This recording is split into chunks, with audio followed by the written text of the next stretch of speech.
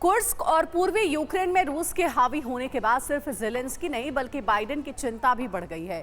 रूस का आरोप है कि अब नाटो देश रूस पर हमला कर रहे हैं। रूस के ओलेनिया बेस पर लगातार 2 दिन से हमले की कोशिश हो रही है। रूस का ये बेस यूक्रेन से करीब 2000 किलोमीटर दूर है।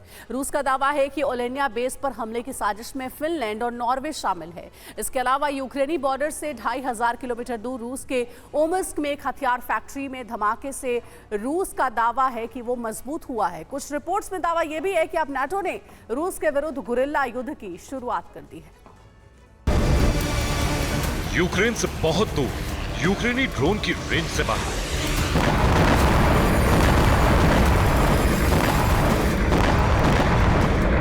रूस के बेहद महफूज ठिकाने तक कैसे पहुंच रहे ड्रोन?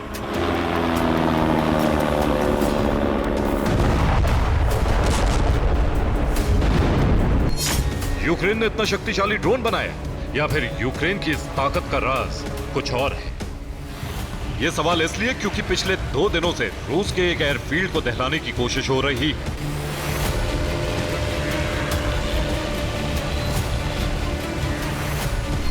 रूस के इस एयरफील्ड का नाम ओलेनिया है, जो यूक्रेन की सीमा से करीब 1800 किलोमीटर दूर है। इतनी दूर तक यूक्रेन के ड्रोन का पहुंच पाना नामुमकिन माना जा रहा है। रूस के इंटेलिजेंस रिपोर्ट के मुताबिक यूक्रेन के पास इतना शक्तिशाली ड्रोन है ही नहीं, और अगर यूक्रेन ने ऐसा ड्रोन बना भी लिया है तो ओलेनिया पहुंचने के लिए ड्रोन को रूस के कई शहरों के ऊपर से गुजरना होगा।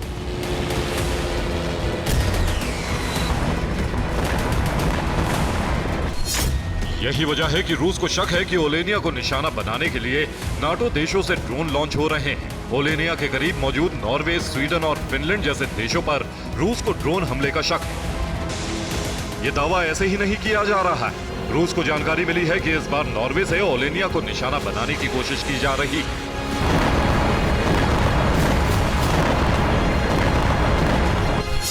एक रिपोर्ट में दावा है कि यूक्रेन के ड्रोन को फिनलैंड पहुंचाया गया। फिनलैंड से ही यूक्रेनी ड्रोन लॉन्च किए गए। फिनलैंड और नॉर्वे से ओलेनिया बेस पर हमले किए जा रहे हैं। रूसी मीडिया की रिपोर्ट में स्वीडन का भी नाम है। दावा किया गया है कि हमले से पहले स्वीडन के 2 विमानों ने इलाके में रेकी की थी। स्वीडन के विमानों ने रूसी सीमा के करीब उड़ान भरी। रूस को अंदेशा है कि स्वीडन के टोही विमानों से ओलेनिया की जासूसी की गई। ओलेनिया में बॉम्बर की तैनाती के आंकड़े जुटाए गए। फिर नॉर्वे और फिनलैंड से रूसी बेस को निशाना बनाया गया। हालांकि इस बार रूस ने यूक्रेन के हमले को नाकाम कर दिया है।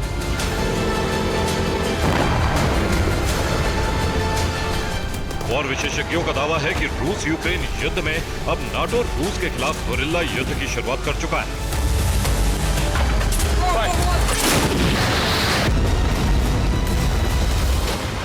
यही वजह है कि अब बिना किसी ऐलान के नाटो देश यूक्रेन की मदद कर रहे हैं। दावा यह भी है कि ब्रिटेन ने रूस में स्टॉर्म शैडो से हमले की इजाजत दे दी है, लेकिन ब्रिटेन स्टॉर्म शैडो को लेकर दुनिया के सामने कोई ऐलान नहीं करेगा। इसी तरह रूस के पड़ोसी नाटो देशों से भी अब छिपकर हमले की शुरुआत हो गई। माना जा रहा है कि नाटो देश अब जो भी करेंगे उसे सीक्रेट रखा जाएगा। रूस के किसी भी दावे को माना नहीं जाएगा। रूस के हर आरोप को खारिज किया जाएगा।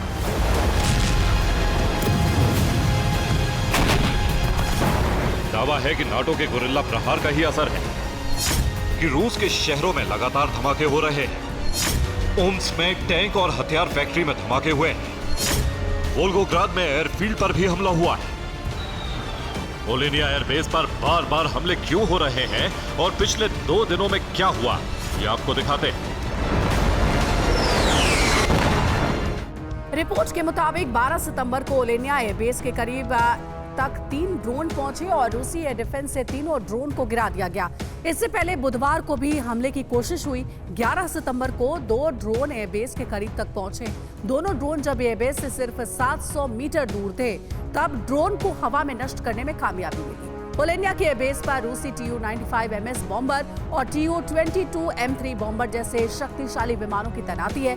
यूक्रेन पर क्रूज मिसाइल से हमले के लिए यही रूसी बॉम्बर टेक ऑफ करते हैं। यूक्रेन क्रूज मिसाइलों के हमले का बदला लेने के लिए इस एयरबेस को बार बार टारगेट कर रहा है। 2 दिनों के लगातार हमले से रूस में इतना भय है कि रूस ने अपने ही एक विमान को गिराने की भूल कर दी। रूस के एक छोटे विमान ने ओलेनिया से टेक ऑफ किया था। ड्रोन हमले के डर से विमान पर फायरिंग कर दी गई। रूसी सेना ने मशीन से विमान पर गोलीबारी की। हालांकि विमान पर गोलियां लगने के बावजूद रूसी पायलट सुरक्षित है। इससे पहले 27 जुलाई को भी ओलेनिया बेस पर ड्रोन से हमला हुआ था। दावा था कि रूस के 2 Tu-22M3 क्षतिग्रस्त हो गए थे। इसके बाद 21 अगस्त को A-22 फ्लाइंग फॉक्स ड्रोन से हमला किया गया था। रूस को कितना नुकसान हुआ इसका खुलासा अभी तक नहीं हो सका है।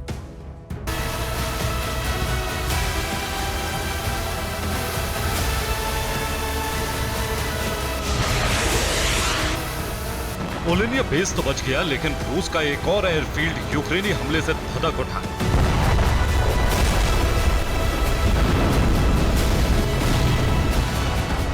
रूस के वोल्गोग्राद में मोरिनोव्का एयरबेस पर कई धमाके हुए। यहां मौजूद तेल के ट्रकों में आग लग गई।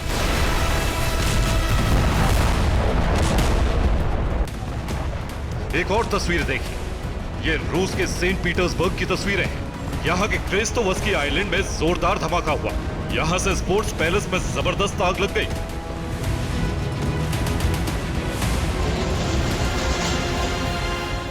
सेंट पीटर्सबर्ग वही शहर है जहाँ राष्ट्रपति पुतिन का घर है। कई एयर डिफेंस इस शहर की सुरक्षा में तैनात है।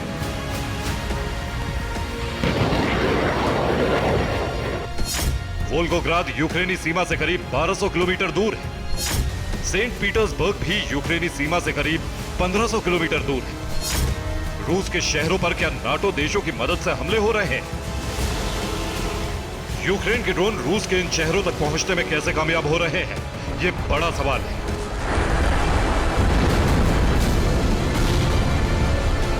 क्या ये सब नाटो देशों के गुरिल्ला प्रहार का असर है? क्योंकि माना जा सकता है कि यूक्रेन ने 1500 किलोमीटर की रेंज का ड्रोन बना लिया है।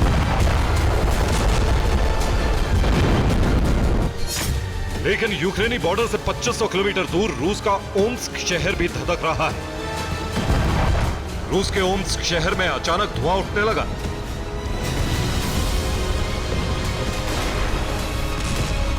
रूस ने किसी हमले का खुलासा नहीं किया, लेकिन जिस जगह पर आग लगी, जहां धमाके हुए, वो कोई आम जगह नहीं।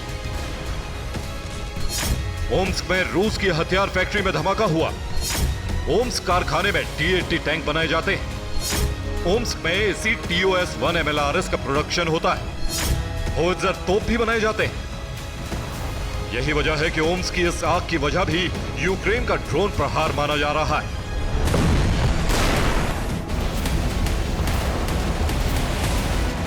रूस के भीतर इन हमलों से कैसा खौफ है, इसका अंदाजा इसी बात से लगाया जा सकता है कि पुतिन ने आर्कटिक सर्कल को बंद कर दिया है।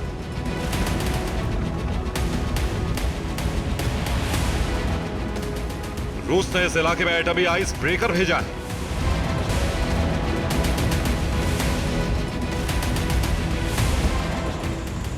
इस बीच अमेरिका और रूस ने मंगलवार से गुरुवार तक उत्तरी यूरोप और पूर्वी एशिया में शक्ति प्रदर्शन किया और अपने परमाणु बॉम्बर को इन दोनों इलाकों में भेजा।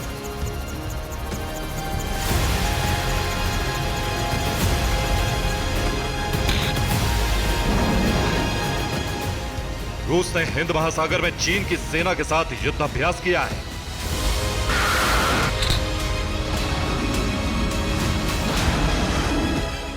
तो दूसरी तरफ अमेरिका और जापान ने प्रशांत महासागर के ऊपर अभ्यास किया। Bureau report, TV9 Bharatvarsh.